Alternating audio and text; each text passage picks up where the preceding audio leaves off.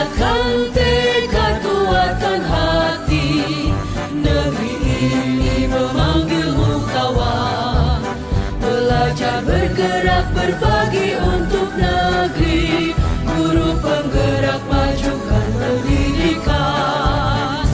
Guru penggerak menghamba pada murid, kreatif rancang pembelajaran. Hargai potensi, tingkatkan prestasi, lahirkan profil pelajar Pancasila. Belajar, bergerak, berbagi untuk negeri, kita menjalin kolaborasi. Belajar, bergerak, berbagi untuk negeri, demi bakti pada Ibu Pertiwi.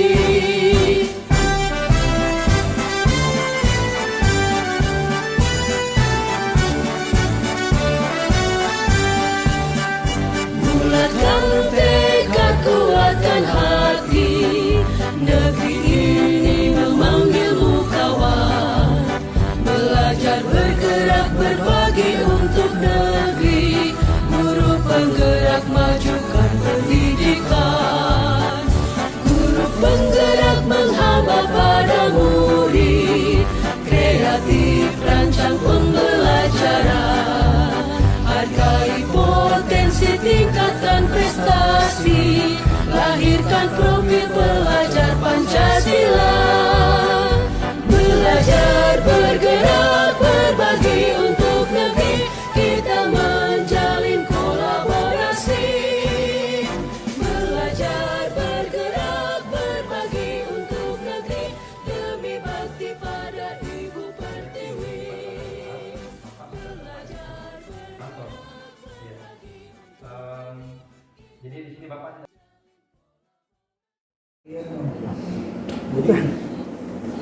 Tutup gini. Bismillahirrahmanirrahim. Yang terhormat Kepala Sekolah SMP IC Al-Ihsan Wahid Bantaeng, yang kami hormati rekan-rekan sekalian, Assalamualaikum warahmatullahi wabarakatuh. Waalaikumsalam warahmatullahi wabarakatuh. Alhamdulillah, salatu wassalamu ala Rasulillah. Segala puji kita ucapkan kepada Allah Subhanahu wa taala, dan salawat dan salam tetap tercurahkan kepada baginda Nabi Allah Muhammad sallallahu alaihi wasallam. Para hadirin sekalian yang berbahagia, alhamdulillah pada kesempatan kali ini kita diberi kesempatan Allah Subhanahu wa taala untuk dapat hadir dalam kegiatan pembahasan budaya positif, yang dimana kegiatan kita ini merupakan suatu bagian dari kurikulum Merdeka yang insya Allah semoga ya bisa kita terapkan bersama-sama. Adapun narasumber kita kali ini yaitu guru kita sini, itu Ustaz Herul Munis SPD GR, yang dimana beliau akan memaparkan kepada kita tentang bagaimana itu budaya positif, ya, yang akan kita terapkan nanti di kurikulum Merdeka. Begitu Pak Ustaz, ya. Untuk menghabiskan waktu kepada beliau kami silakan. Ya, bismillahirrahmanirrahim. Assalamualaikum warahmatullahi wabarakatuh. Alhamdulillah, wassalatu wassalamu ala Rasulillah wa ala alihi wa sahbihi ajma'in. Ya, yang saya hormati dan saya banggakan teman-teman guru, ya, rekan-rekan PTK yang hadir pada kesempatan yang berbahagia ini. Alhamdulillah kita masih berikan begitu banyak nikmat oleh Allah Subhanahu wa taala, sehingga pada hari ini kita masih diberikan kemampuan ya untuk melaksanakan salah satu kegiatan, yaitu pengibasan ya budaya positif ya. Teman-teman sekalian yang saya banggakan, ya. Adapun fasilitator kami yang di Guru Penggerak ini adalah Ibu Ismi Fajarsi, kemudian pengajar praktik Bapak Ero Muhammad Sohimi, dan kami selaku calon guru penggerak angkatan 7 Kabupaten Bantaeng. Ya. Teman-teman sekalian, ya guru-guru hebat yang kami hormati, sebelum kita memulai kelas kita yang pada hari ini, ya kita ingin membuat satu kesepakatan dulu, ya satu kesepakatan supaya jalannya kelas kita pada hari ini itu bisa lebih terarah, ya. Oke, di sini ada 5 kesepakatan yang sudah kami siapkan. Ya, kalau mau ditambahkan atau dikurangi, silakan. Ya, kami berikan kesempatan satu teman guru, ya, untuk membacakan kesepakatan yang pertama. Ya, sahabat. Ya, Pak Sadrilin, ya. Ya, silakan. Iya, langsung.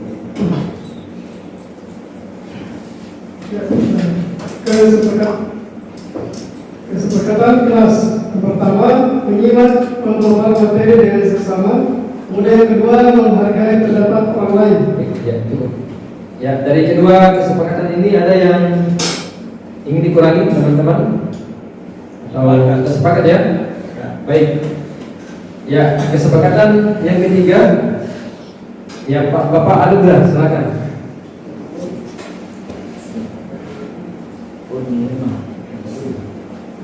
Berbicara ketika diberi kesempatan, meminta izin ketika ingin kelas. Baik, cukup Pak. Ya, berbicara ketika diberikan kesempatan dan meminta izin ketika ingin keluar kelas. Sepakat? Ya, sepakat ya. Yang terakhir dari ibu guru mungkin. Ya, silakan dibacakan. Aktif dan antusias dalam menerima materi. Aktif dan antusias dalam menerima materi. Ya. Sepakat? Sepakat ya? Ya. Ada tambahan mungkin, teman-teman guru? Cukup. Baik, jadi kita mempunyai 5 kesepakatan, ya, dan ini yang akan kita jadikan sebagai pedoman, ya, dalam melaksanakan pengimpasan ini. Baik, kita lanjut. Ya, adapun tujuan pelajaran kita pada hari ini adalah yang pertama memahami budaya positif, kemudian mengetahui konsep-konsep dalam budaya positif, ketiga mengetahui cara menerapkan budaya positif, dan yang terakhir menjalin kolaborasi dalam mewujudkan budaya positif. Ya, yang pertama teman-teman, apa itu budaya positif? Ya, ada mungkin yang bisa memberikan gambaran arti itu budaya. Secara dua kata, ya, budaya dengan positif. Ya, kira-kira apa ini? Apa definisinya ini?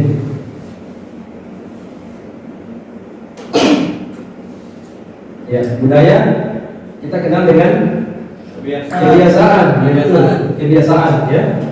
Dan positif, yang baik, hal yang baik. Ya, jadi kalau kita artikan budaya positif adalah suatu kebiasaan yang bernilai positif, ya, yang di dalamnya mengandung sejumlah kegiatan yang mampu menumbuhkan karakter murid. Ya, kita coba lihat di sana gambarnya. Di sana ada kegiatan kultum, ya, yang kita laksanakan setelah sholat duhur. Kemudian ada belajar kelompok, ya, di luar kelas. Nah, ini satu kebiasaan yang baik. Ya, jadi kita bisa belajar dimanapun, bukan cuma dalam kelas.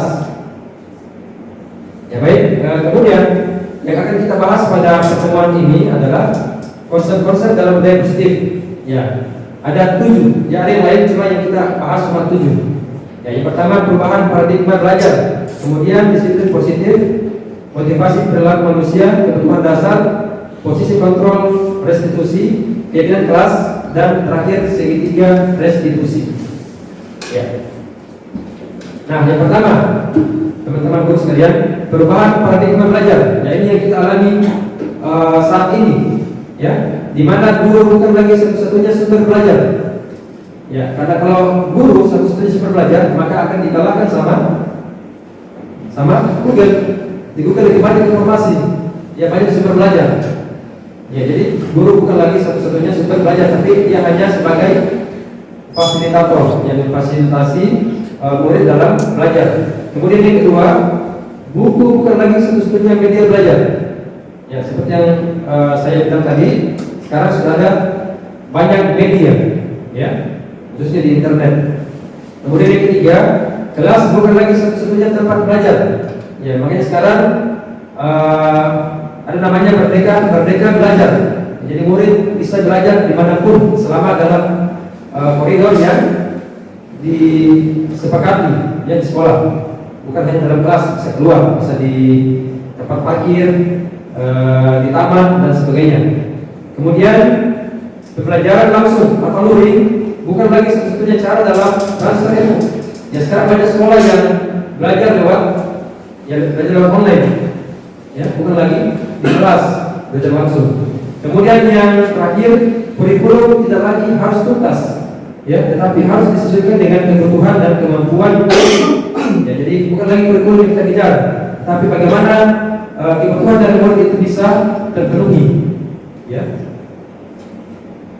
Nah, yang pertama kita masuk ke materi disiplin positif. Ya, baik. Teman-teman sekalian, di sini ada kegiatan tematik, ya, namanya itu cobalah buka. Ya, kegiatannya adalah cobalah buka. Nah, tugas kita adalah kita mengepalkan satu tangan. Ya, coba kita langsung praktekkan.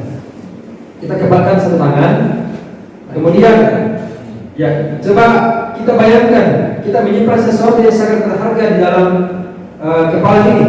Ya, ada sesuatu yang sangat berharga. Ya, kita harus menjaga sekuat tenaga apa yang kita kepali dalam sini. Ya, nah, tugasnya salah satu teman yang boleh yang di sampingnya saja. Bagaimana caranya supaya kepala tangan temannya ini bisa dibuka? Silakan, mau membujuk, mau merayu dengan misalkan nanti saya kasih uang misalkan dan sebagainya. Ya, saya kasih waktu 10 detik dari sekarang. Kita coba 1, 2, 3 mulai. Ya, silakan bisa duduk atau mengancam dan lain. Jelas misalkan bisa dibuka.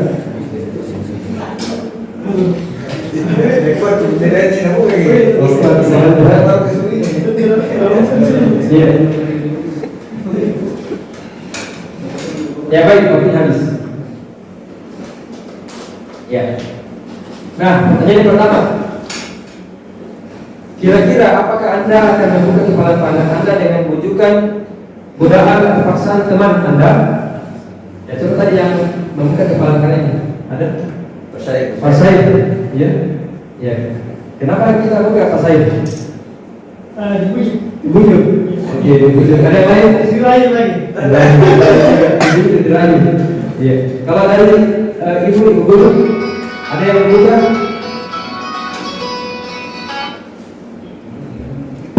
Tidak ada ya? Baik.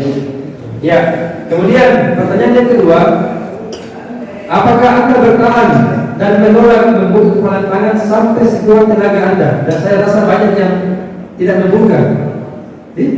Iya, kira-kira apa alasannya kenapa tidak membuka? Coba satu orang. Ya, dari ibu guru, karena tadi dari yang membuka kepala tangan. Apa kira-kira alasannya tidak membuka? Ya, alasannya karena apa yang ada dalam kepala saya adalah sesuatu yang berharga dan tidak akan dibuka meskipun dengan godaan, bujukan ataupun rayuan. Ya, ya. Katanya tidak membuka kepala tangan karena yang dia genggam itu adalah benda yang berharga. Ya. Nah, disinilah peran kita sebagai seorang guru. Ya. Bagaimana caranya supaya apa yang kita miliki itu, prinsip yang kita miliki itu kita pegang erat-erat, kita ikuti betul-betul. Ya, karena itulah yang menjadi cara kita dalam menemukan disiplin diri. Ya, tidak terpengaruh dengan godaan, dengan rayuan dan lain-lain yang bisa meruntuhkan prinsip kita. Ya. Nah, kemudian di sini ya tentang disiplin positif, ini yang akan kita bahas apa sesungguhnya arti dari disiplin itu sendiri.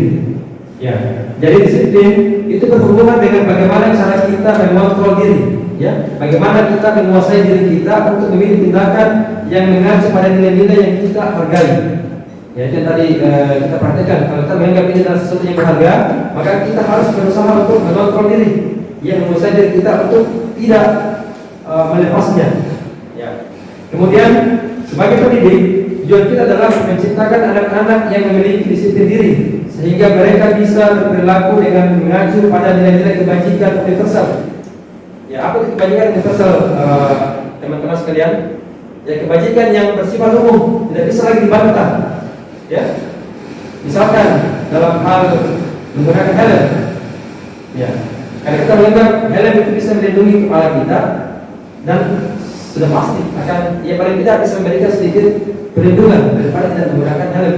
Nah, ini yang menjadi juga salah satu kebajikan universal, ya, dalam hal keselamatan. Ya. Dan memiliki motivasi intrinsik. Apa itu motivasi intrinsik? Motivasi yang berasal dari dalam, bukan dari luar. Ya, nanti kita bahas sebentar juga tentang motivasi. Nah, tujuan dari disiplin positif adalah menanamkan motivasi yang ketiga. Ya, yang ketiga pada murid-murid kita, yaitu untuk menjadi orang yang mereka inginkan dan menghargai diri sendiri dengan nilai-nilai yang mereka percaya. Artinya nilainya ini memang dari dalam. Ya. Nah, baik, sekarang kita masuk ke materi motivasi perilaku manusia. Ya. Menurut ahli, ya, ahli psikologi khususnya, ada 3 motivasi perilaku manusia. Yang pertama adalah untuk menghindari ketidaknyamanan atau hukuman. Oke? Jadi kenapa orang melakukan sesuatu? Karena dia menghindari ketidaknyamanan atau hukuman. Misalkan, ya, ada teman-teman guru yang datang tepat waktu. Nah, ini kita perlu tahu, dia datang tepat waktu karena takut dihukum, ya, dapat teguran, atau memang dari dalam dirinya dia meyakini bahwa tepat waktu itu adalah perbuatan yang baik. Ya. Kemudian yang kedua, untuk mendapatkan imbalan atau penghargaan dari orang lain. Ya, ada orang yang melakukan kebaikan, yaitu tujuannya untuk mendapatkan pujian. Ya. Kemudian yang ketiga adalah untuk menjadi orang yang mereka inginkan dan menghargai diri sendiri dengan nilai-nilai yang mereka percaya. Inilah yang paling baik. Ya, karena dia melakukan sesuatu karena dia ingin atau membuktikan bahwa inilah yang sesuai dengan nilai-nilai yang dia yakini, bukan karena takut dihukum atau karena ingin mendapatkan pujian. Ya, gitu teman-teman sekalian.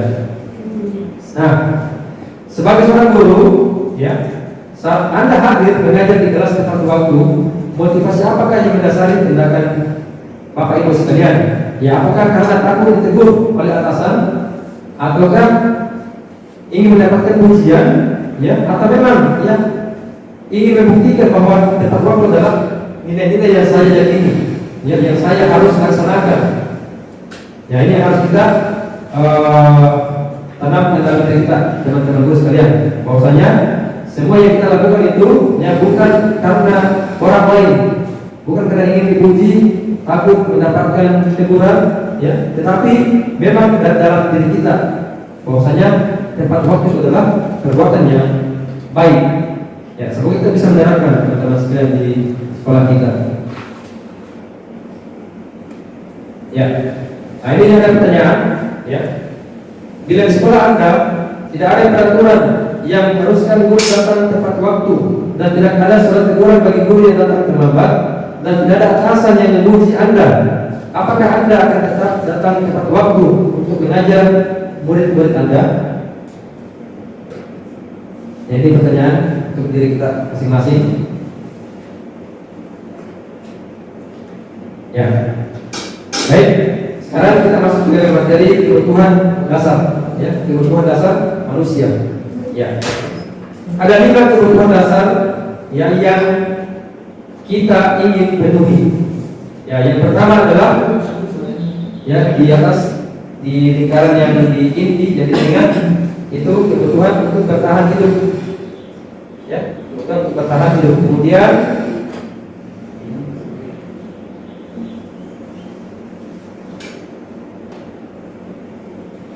kasih sayang dan rasa diterima. Ya.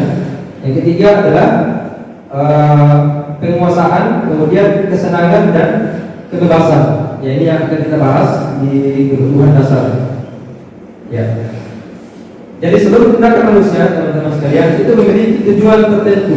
Ya, pasti ada tujuannya kita melakukan sesuatu. Semua yang kita lakukan adalah usaha terbaik kita untuk mendapatkan apa yang kita inginkan. Ya. Ketika kita mendapatkan apa yang kita inginkan, ya, maka sebetulnya saat itu kita sedang memenuhi satu atau lebih kebutuhan dasar kita. Ya, yaitu kebutuhan untuk bertahan hidup, ya, survival, kasih sayang dan rasa diterima, love and belonging, kebebasan, freedom, kesenangan, fun, dan kekuasaan atau power. Ya. Ketika seorang murid melakukan suatu perbuatan yang bertentangan dengan nilai-nilai kebajikan, yang tadi kita bahas, yang bersifat universal, ya, atau melanggar peraturan, maka hal itu sebenarnya dikarenakan mereka gagal memenuhi kebutuhan dasarnya. Ya, jadi ketika ada orang yang melanggar, misalkan ada orang yang datang terlambat ke kelas, ya, ada kebutuhan yang dia tidak penuhi sebenarnya. Misalkan, ya, pada saat dia ingin berangkat ke sekolah, dia tidak punya sarapan, misalkan nasi untuk dimakan, makanya dia berusaha cari makanan dan akhirnya datang terlambat. Ya, begitu. Dan perbuatan-perbuatan yang lain. Nah, yang pertama adalah tentu kebutuhan bertahan hidup, ya, hidup. Karena inilah yang menjadi kekuatan utama kita, ya, dalam menjalani kehidupan. Nah, ini sifatnya fisiologis, ya, untuk bertahan hidup, misalnya kesehatan. Ya, tentu kita tidak bisa beraktivitas kalau tidak sehat. Kemudian rumah, ya, rumah juga menjadi kebutuhan bertahan hidup. Karena di rumah itulah kita menjalani sebagian besar, ya, aktivitas kita. Kemudian makanan. Nah, kebutuhan biologis sebagai bagian dari proses reproduksi termasuk juga ke dalam kebutuhan untuk bertahan hidup. Nah, kemudian yang kedua adalah kebutuhan kasih sayang dan rasa diterima. Ya, atau kebutuhan untuk diterima. Ya, kebutuhan ini adalah kebutuhan yang bersifat psikologis. Ya, kebutuhan untuk disayangi dan diterima meliputi kebutuhan akan hubungan dan koneksi sosial. Ya, kebutuhan untuk memberi dan menerima kasih sayang, dan kebutuhan untuk merasa menjadi bagian dari suatu kelompok. Ya, ini yang sering kita alami teman-teman sekalian di kelas.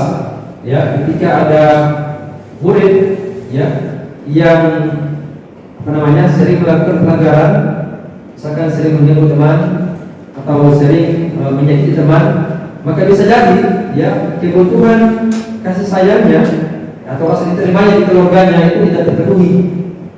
Ya, misalkan ada yang orang tuanya, ya, broken home, ya, yang tidak akur begitu, akhirnya berimbas ke anaknya.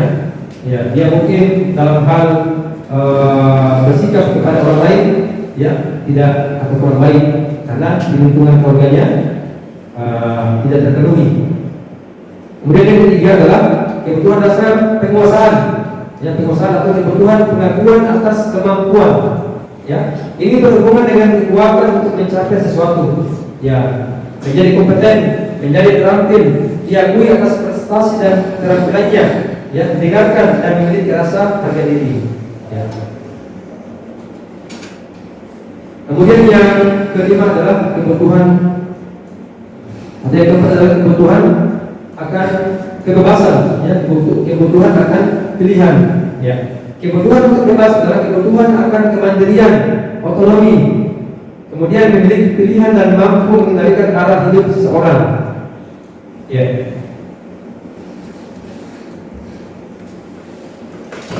Nah, yang terakhir adalah kebutuhan dasar kesenangan, yaitu kebutuhan untuk merasa senang.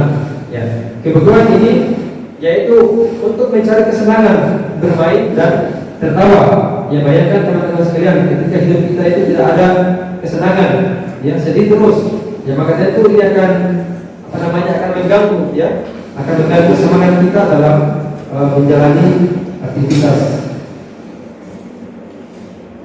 Ya, kemudian selanjutnya adalah posisi kontrol restitusi. Ya. Nah, di sini ada satu kasus, ya. Andi dan Rudy dipanggil masuk ke ruangan Pak Irwan. Ya, jadi ini Andi dan Rudy adalah murid. Kemudian Pak Irwan wali kelas. Ya, Andi dan Rudy dipanggil. Pak Irwan baru saja mendapatkan pengaduan ya dari ibunda Andi. Ya, bahwa Rudy menggunakan kata-kata kasar dan merendah-rendahkan Andi di sosial media. Ya, ini kasusnya. Jadi ada seorang yang berkata kasar ya di sosial media. Kemudian ibunya mengadu ke wali kelas. Nah, pertanyaannya, bila Anda adalah Pak Irwan ya, selaku wali kelas ya, penerapan disiplin apakah yang akan Anda lakukan untuk kasus ini? Ya, coba kira-kira apa yang kita lakukan ini dalam mengatasi masalah tadi? Ya, ada seorang murid yang mengata-ngatai temannya di sosial media. Kira-kira apa yang kita lakukan? Ya, teman-teman sekalian.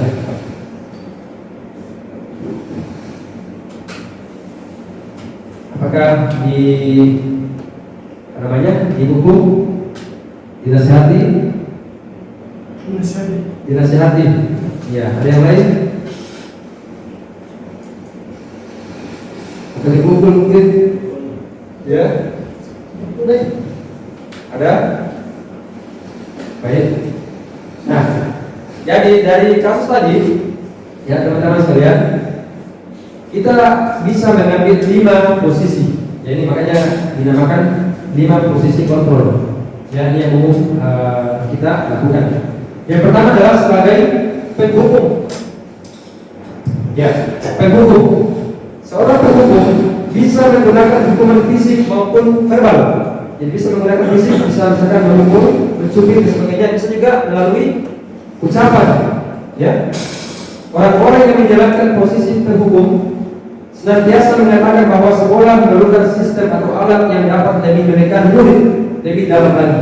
Ya, biasanya ya guru-guru yang menerapkan posisi ini, posisi penghukum ini, dia akan berkata, ya, patuhi aturan saya atau awas. Ya, biasanya dia ucapkan. Kemudian kamu selalu saja salah. Jadi salah satu ciri dari posisi penghukum. Kemudian selalu, ya pasti selalu yang terakhir selesai. Ya, ini mungkin yang sering kita lakukan ya. Nah, guru seperti ini senantiasa percaya hanya ada satu cara agar pembelajaran bisa berhasil, yaitu cara dia. Ya, jadi dia tidak terjadi masalah dari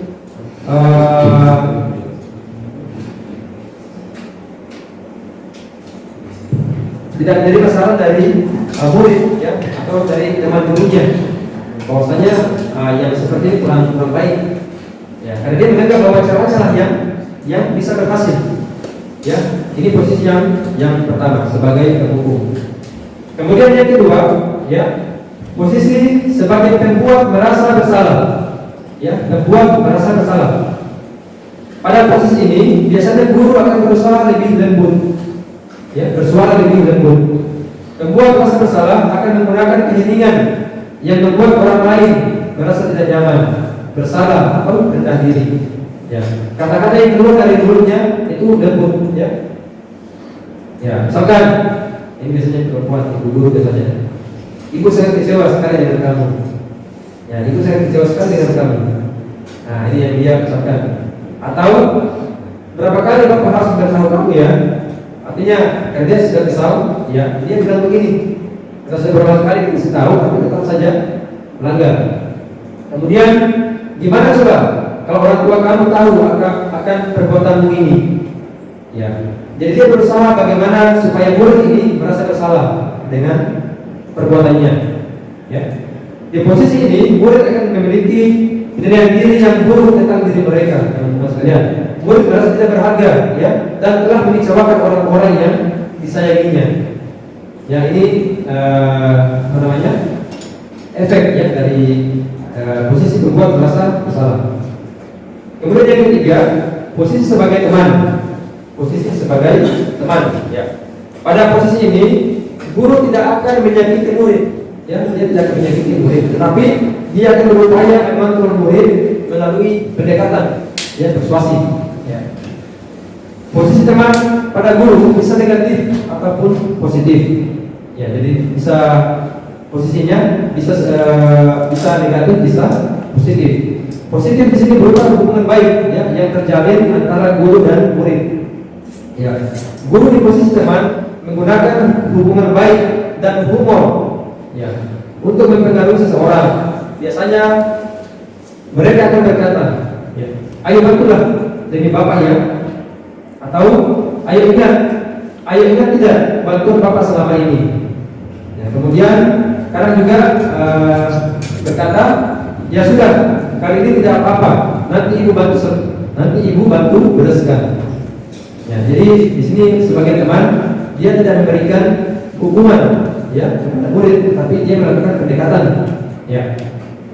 Hal negatif dari posisi teman adalah bila suatu saat guru tersebut tidak membantu, ya, si murid yang tadi itu, maka dia akan kecewa, murid akan kecewa dan berkata, saya pikir bapak atau ibu adalah teman saya, ya. Murid merasa dikecewakan dan tidak mau lagi berusaha. Atau malahan si murid tersebut, ya, itu akan bergantung pada guru, sering membantunya tadi. Ya, ini adalah efek dari posisi sebagai teman. Ya. Jadi ketika seorang guru memposisikan dirinya sebagai teman, maka tentu si murid yang terbiasa dibantu tersebut, ya, ketika tidak hadir, tidak ada, maka dia akan bergantung pada sang guru tersebut. Ya. Yang keempat, yaitu posisi sebagai pemantau, ya, pemantau yang dia menyaksikan atau yang mengawasi. Nah, pada saat kita mengawasi, ya, kita akan berjawab atas laku orang yang kita awasi. Ya. Posisi pemantau berdasarkan pada peraturan dan konsekuensi. Artinya, teman-teman sekalian, aturan yang kita buat itu, kesepakatan yang kita buat itu yang selalu kita ungkit-ungkit. Ya, ketika ada murid yang melanggar, ya, biasanya dia mengatakan peraturannya apa. Jadi misalkan ada seorang murid yang melanggar, kemudian dia menyadar diri, dia sambil mengatakan peraturannya apa, maka coba buktikan peraturannya. Ya, kemudian apa yang telah kamu lakukan, ya, atau sanksi atau konsekuensinya apa. Nah, jadi dia berdasarkan data, ya, berdasarkan kesepakatan yang sudah dibuat. Nah, kemudian efek dari posisi ini adalah, ya, dia akan, ya, atau berawal dari teori stimulus respon. Artinya ketika ada stimulusnya, ya, berupa pelanggaran, maka dia akan memberikan respon terhadap pelanggaran tersebut. Ya, responnya apa? Yang tadi dari kesepakatan atau peraturan yang telah dibuat. Ya, dan ini lebih baik daripada 3 posisi yang di awal. Ya, ini lebih bijak. Ya. Yang terakhir, posisi sebagai manajer. Ya. Manajer adalah posisi di mana guru berbuat sesuatu bersama dengan murid, mempersilahkan murid mempertanggungjawabkan perilakunya, mendukung murid agar dapat menemukan solusi atas permasalahannya sendiri.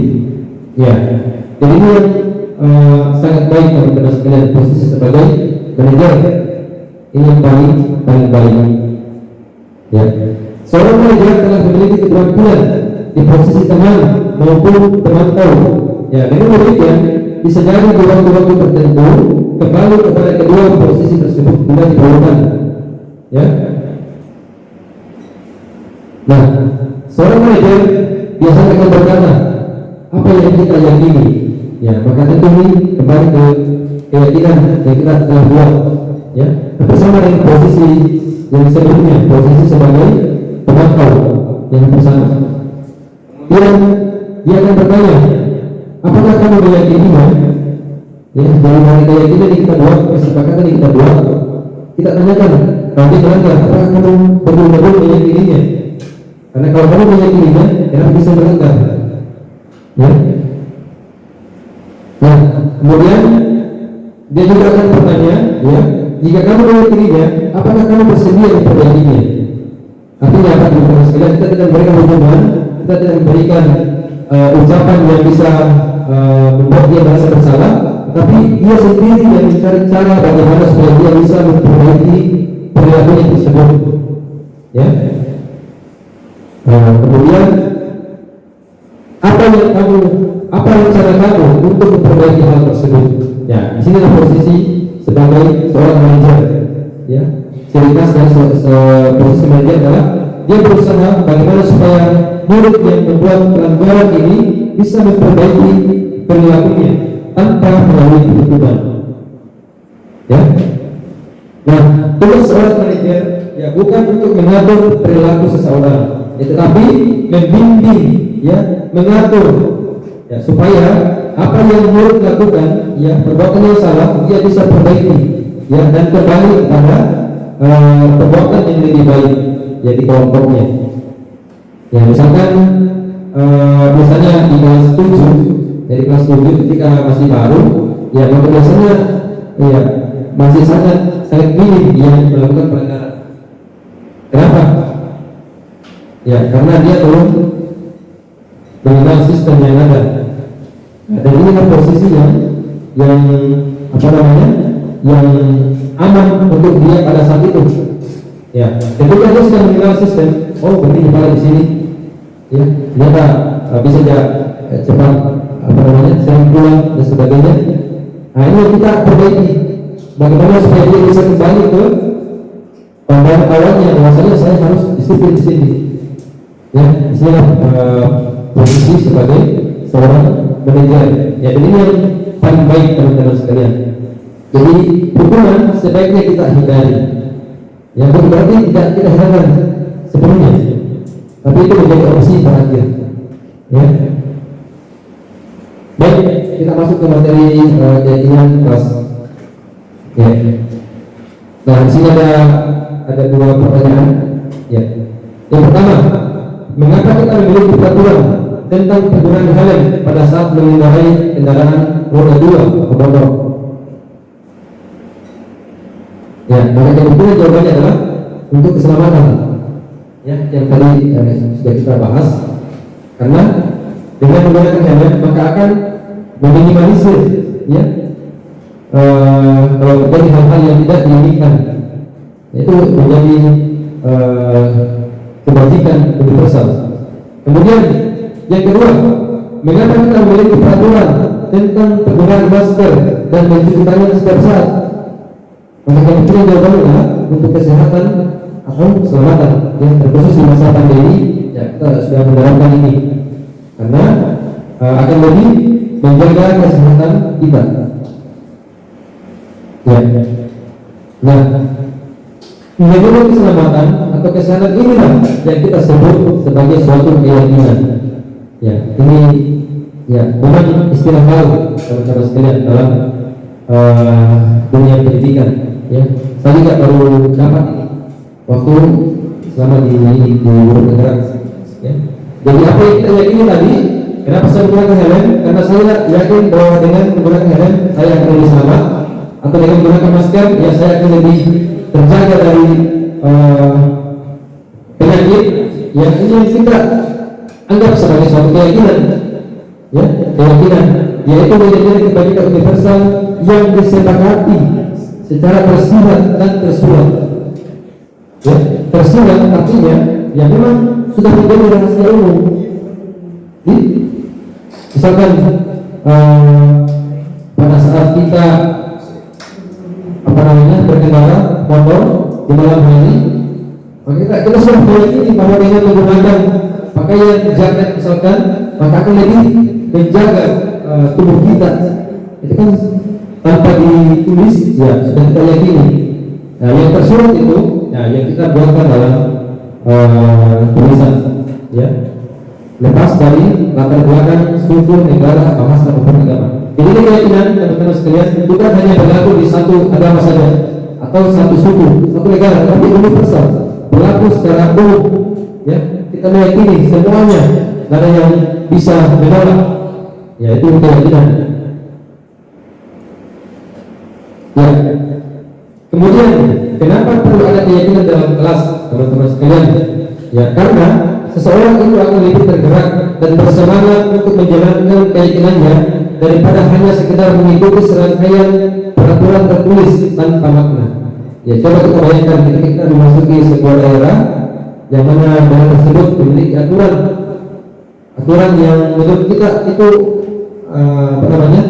tidak sesuai dengan keyakinan kita, maka tentu kita akan kurang bersemangat atau mungkin ya ingin melanggar. Tapi kalau kita buat secara bersama-sama, yakini bersama-sama, sepakati, maka kita akan lebih tergerak, ya, lebih bersemangat untuk menjalankan keyakinan tersebut. Ya, itu tujuannya. Nah, bagaimana cara membentuk keyakinan sekolah atau kelas? Ya, nah, keyakinan kelas bersifat lebih abstrak daripada peraturan yang lebih rinci dan konkret. Tidak dia bersifat umum, ya, tidak terlalu berdetail. Ya, kemudian keyakinan kelas berupa pernyataan universal. Ya, ini yang kita bersama. Kemudian keyakinan dibuat dalam bentuk positif, ya, namanya keyakinan, ya, dan masuk dalam ranah budaya positif, maka itu hal yang baik yang kita jadikan sebagai keyakinan.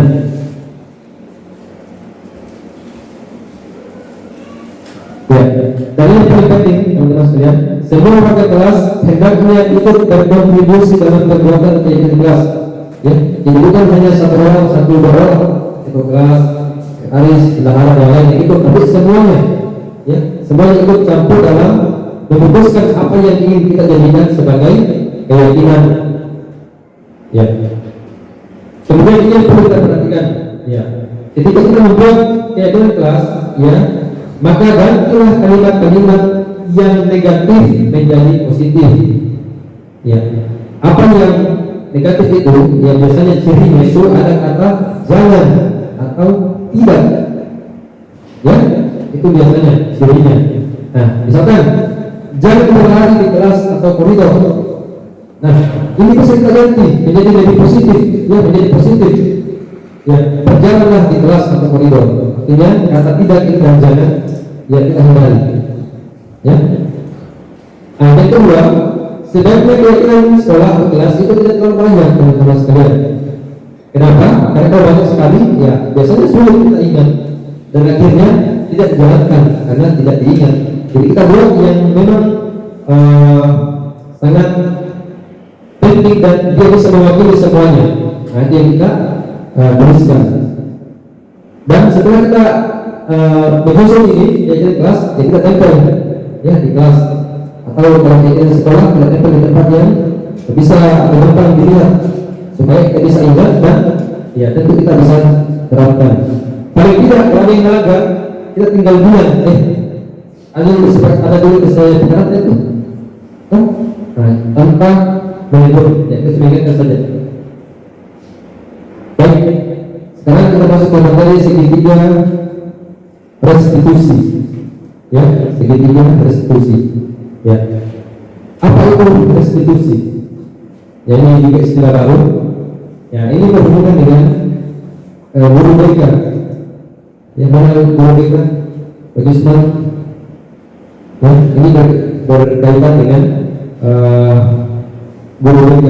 Ya, jadi restitusi merupakan proses kolaboratif, ya, yang mengajarkan murid untuk mencari solusi untuk masalah dan membantu murid berpikir tentang orang seperti apa yang mereka inginkan dan bagaimana mereka harus memperlakukan orang lain. Ya, ini adalah definisi dari restitusi. Ya, jadi bahasa sederhananya adalah kita mencarikan solusi terhadap murid kita, ya, yang melakukan atau memiliki masalah. Ya, kemudian dari solusi tersebut, ya, kita usahakan si murid ini berpikir sendiri tentang apa yang harus dia ingin, apa yang bisa mereka lakukan, ya, bagaimana dia memperlakukan orang lain dengan baik, yaitu restitusi. Hampir sama dengan posisi manajer tadi. Ya, jadi restitusi ya itu dianggap ya mampu untuk memecahkan masalah ya karena memiliki ciri-ciri, yaitu yang pertama bukan untuk menebus kesalahan ya, tetapi untuk belajar dari kesalahan, kemudian memperbaiki hubungan ya, kemudian restitusi adalah tawaran untuk paksaan. Jadi ketika kita menghadapi siswa yang bermasalah, kita memberikan tawaran bahwa misalkan ada yang sering mengganggu temannya ya, kita bukan menghukum dia, tetapi kita beri tawaran, bagaimana kalau misalkan kita ini ikut dalam lomba biasanya bulu tangkis misalkan ya, kita ikut dalam lomba bulu tangkis kan bisa pakai tangan ya, jelas pakai tangan sama pakai kaki ya. Nah, kita berikan tawaran supaya apa yang dia lakukan selama ini itu bisa tersalurkan. Kita tidak memaksa, ya, kita berikan tawaran. Kemudian menuntut untuk melihat ke dalam diri. Kita ajak si murid yang bermasalah ini yang melakukan pelanggaran untuk melihat ke dalam dirinya.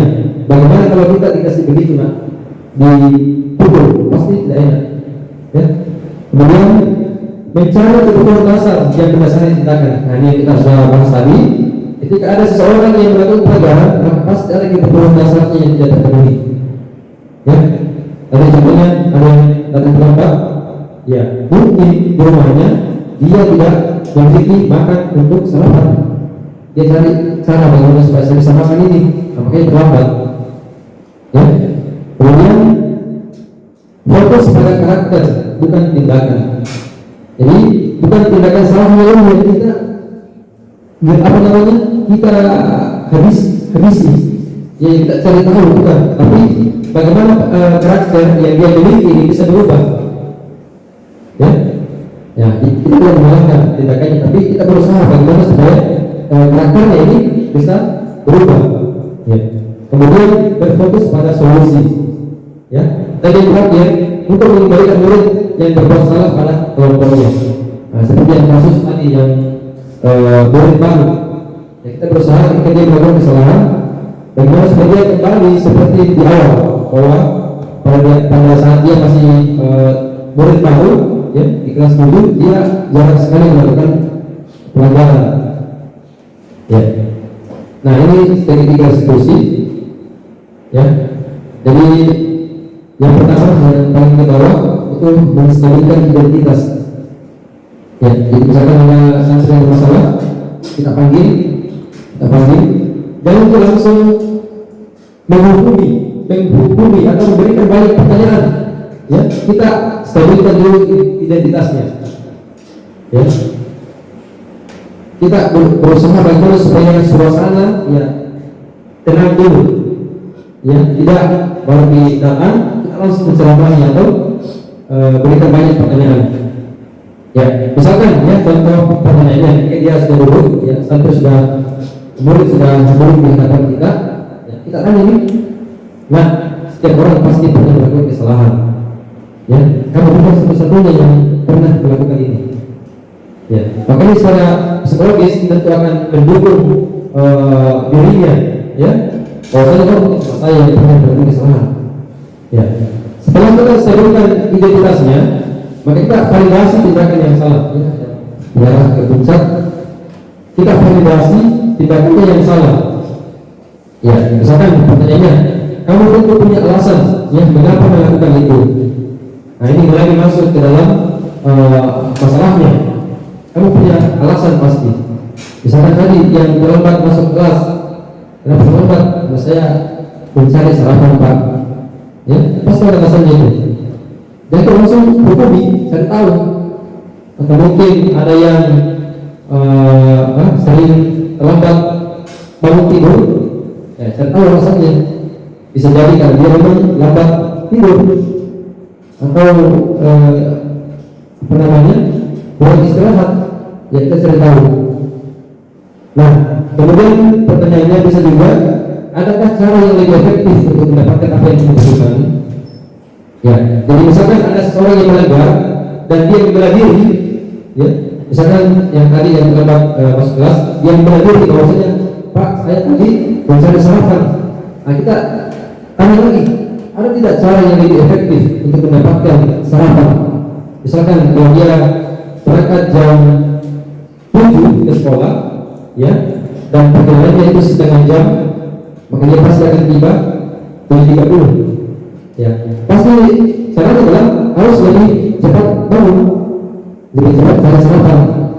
Ya, jadi kita usahakan dia mencari cara bagaimana supaya pelanggarannya ini bisa teratasi. Nah, yang terakhir, ya, mendengarkan keyakinan. Jadi ketika masalahnya sudah kita carikan solusi, ya, kita tanyakan keyakinannya. Ini sudah turun, ya, tadi memuncak kemudian turun. Ya, kita tanya keyakinan kelas apa yang kita sepakati. Nah, yang tadi di posisi sebagai manajer, ya. Kemudian kamu ingin menjadi orang yang seperti apa? Ya, jadi dari langkah yang ketiga ini, maka dia akan kembali kepada dirinya bahwa jadi saya dulu sudah buat kesepakatan bahwasanya saya tidak boleh, saya harus datang tepat waktu. Ya, dia akan kembalikan ke dalam dirinya. Ya.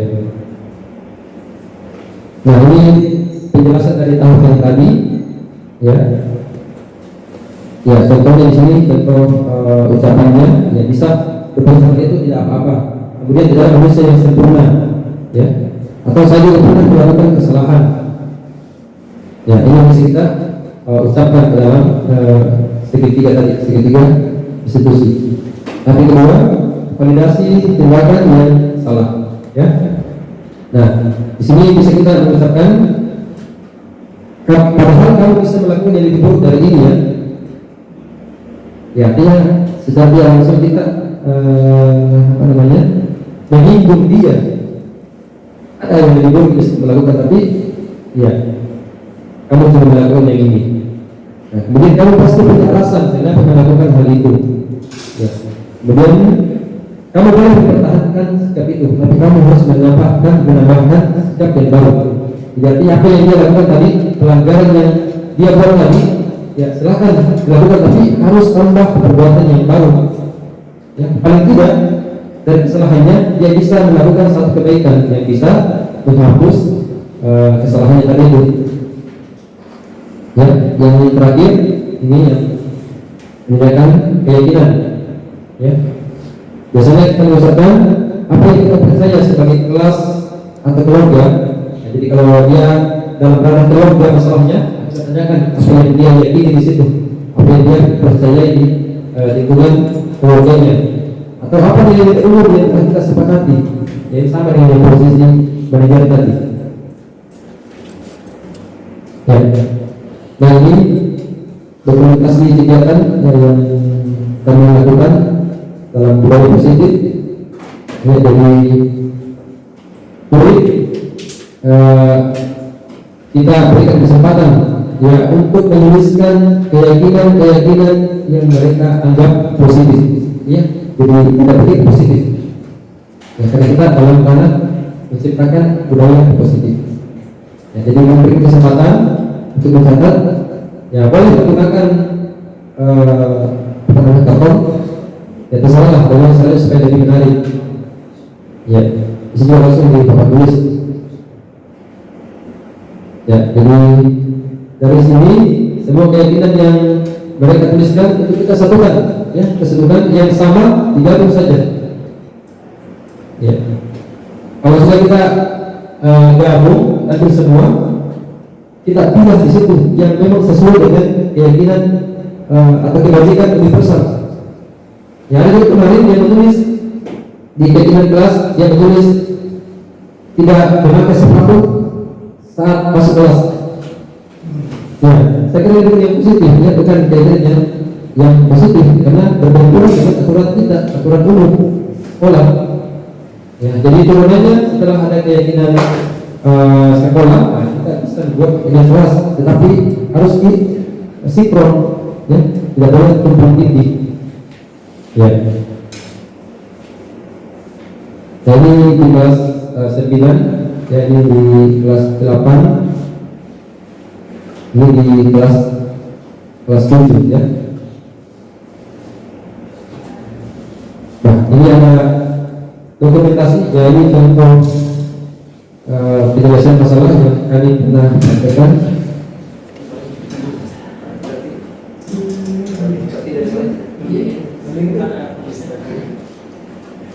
Ya, jadi ini kasusnya adalah Nurdin menyelesaikan ujian ya waktu kejadian akhir semester. Kami panggil dan ya kami lakukan tadi ya segitiga restitusi. Jadi kami menstabilkan identitas, kami tidak langsung menyerahkan atau memberikan pertanyaan-pertanyaan, tapi kami stabilkan, kemudian divalidasi tindakan yang salah. Kenapa dia bisa melakukan kenapa dia bisa mencontek. Dan yang terakhir adalah kita tanyakan keyakinannya.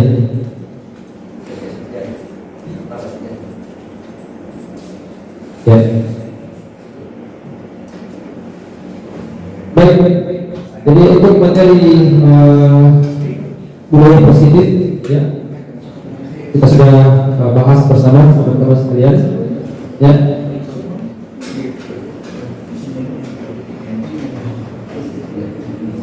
Ya. Jadi intinya adalah budaya positif ya itu terlahir dari apa yang kita yakini.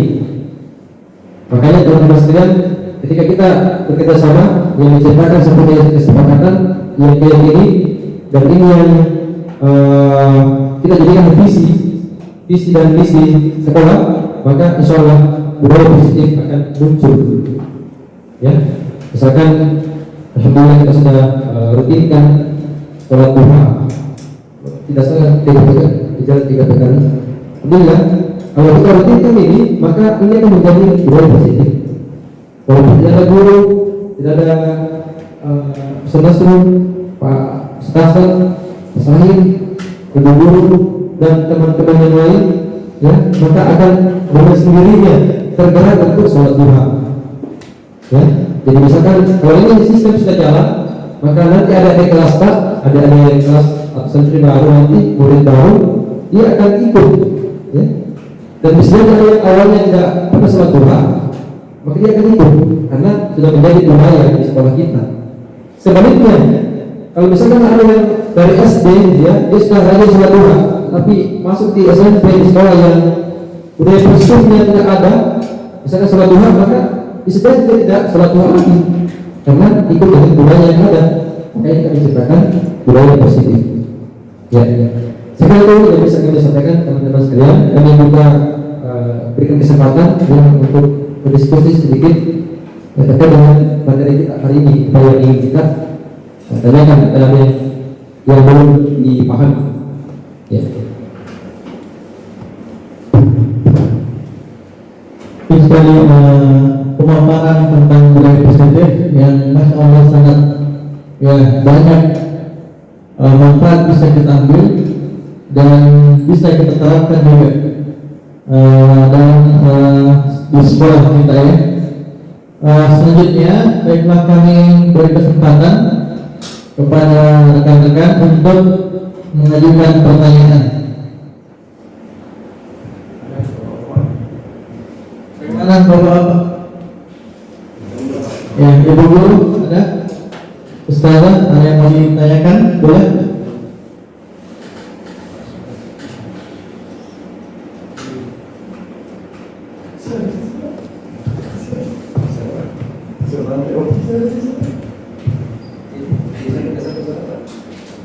Kedengaran? Kedengaran tuh?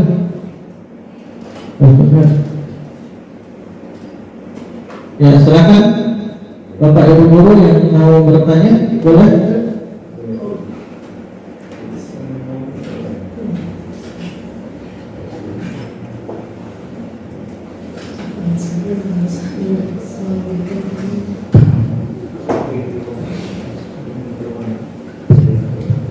Kalau begitu saya bertanya saja tentang biasanya ada siswa atau peserta didik di mana dia melakukan pelanggaran, ya, dan dia menganggap itu hal yang sudah biasa dia lakukan, melakukan pelanggaran tapi tidak ada rasa bersalahnya, ya. Dalam hal budaya positif ini, bagaimana sebaiknya guru menanggapi hal itu sebagai manajer atau sebagai seperti apa? Karena sudah melanggar ulang-ulang, ya santai saja dengan pelanggarannya. Entah karena nanti ada pressure yang kuat atau bagaimana, ya kami minta pencerahannya. Ya, terima kasih Pak. Baik, ya, jadi memang di kelas ya, kalau di sekolah memang ada murid ya yang ketika dia melakukan pelanggaran dan kita tanya, maka dia membela diri. Dia menganggap bahwa apa yang dia lakukan itu tidak masalah, ya, atau tidak ada yang salah. Ya, jadi apa yang kita lakukan teman-teman sekalian, ya, yang pertama seperti yang kita tadi bahas, ya, kita cari tahu dulu.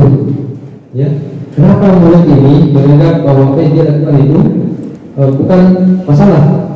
Ya, tapi itu dengan cara tadi ya, kita stabilikan identitas. Ya, kita seolah-olah memiliki salah semua. Ya, tidak pernah berbuat yang baik-baik terus. Ya, pasti pernah melakukan kesalahan. Nah, setelah kita stabilikan identitas, ya, maka kita masuk ke dalam apa yang dia masalah yang dia lakukan tadi, ya, misalkan apa alasan kita melakukan itu, ya.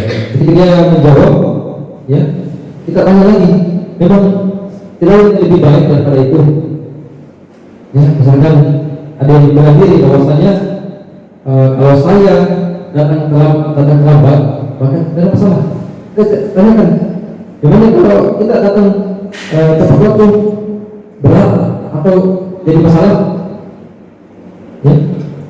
Setelah itu kita tanyakan keyakinannya atau keyakinan kelas yang kita sepakati. Makanya teman-teman sekalian usahakan, ya, kita memiliki keyakinan kelas, ya, karena dari situlah kita memiliki dasar, memiliki pengingat, ya, ketika ada murid yang melakukan pelanggaran, ya.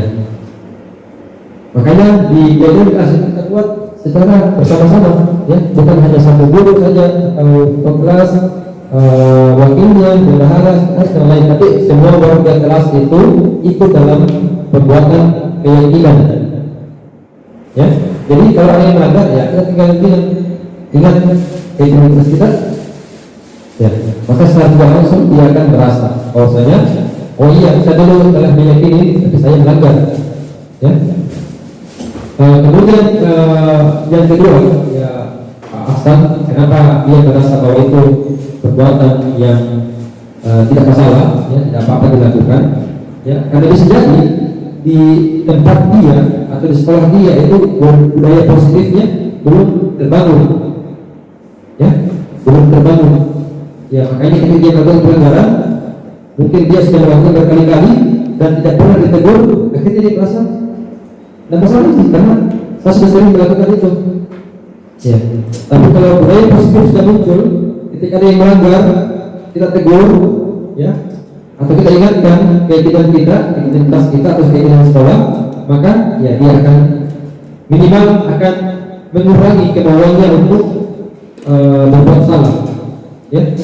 Saya yakin pasti akan beda kalau kita sudah dikasih tahu bahwa ini yang seharusnya kita lakukan, ya kita akan berusaha untuk menghindarinya, ya. Begitu Ustaz Hasan, ya.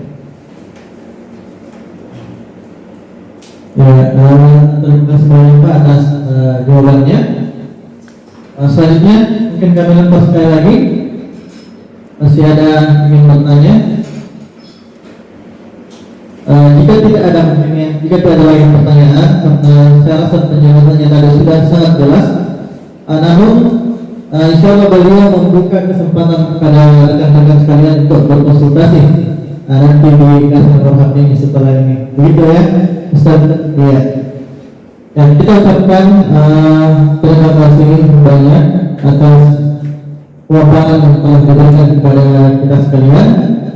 Semoga kita dapat mengambil banyak manfaat, dan yang lebih penting adalah adanya pembebasan dari materi yang telah kita dapatkan, yaitu pembebasan tentang nilai-nilai budaya positif, yang dimana hal ini kedepannya mungkin akan terus di sosialisasikan atau digaungkan oleh pemerintah kita demi dunia dan adanya perubahan di dunia pendidikan. Ya, saya rasa demikian pertemuan kita kali ini. Kepada rekan-rekan hadirin yang menyempatkan diri untuk hadir,